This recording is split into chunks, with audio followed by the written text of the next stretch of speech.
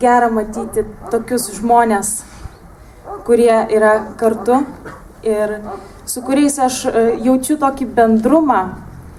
Aš jumise regiu save ir išties aš čia atvykus jaučiuosi labai gerai, nes mes visi turim kai ką bendro, kai ką labai stipraus bendro.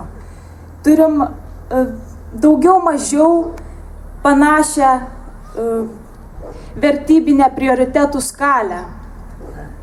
Ir aš tikiuosi, mielieji, kad jūs esat ramūs.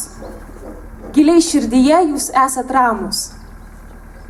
Todėl, kad jūs esate verti. Mūsų pusėje esantys žmonės turi teisę būti ramūs. Ir tai yra mūsų koziris. Tai yra mūsų didžioji stiprybė ir mūsų pagrindas. Mes galim būti ramūs, nes mūsų stiprybė yra vidinėje ramybėje, kurią mes galime jausti dėl to, kad žinome, ką darome, žinome, kodėl darome, žinome, kodėl čia esame. Žvarbus balandžio vėjas čia pakrantę braido ir amžiną į atilsį vis kužda nendrės naktyje.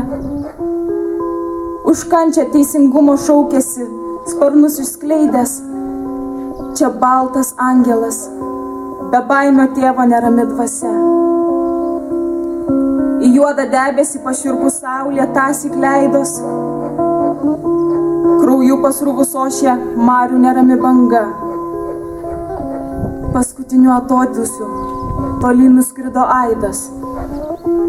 Miegok ramiai, laiminga būki, mylima dukra.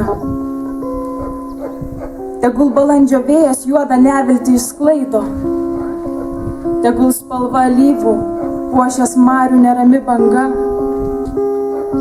tegul kaip baltas angelas stiprius sparnus išskleidęs, čia vaiko miegą saugo tėvo didvyrio dvasia.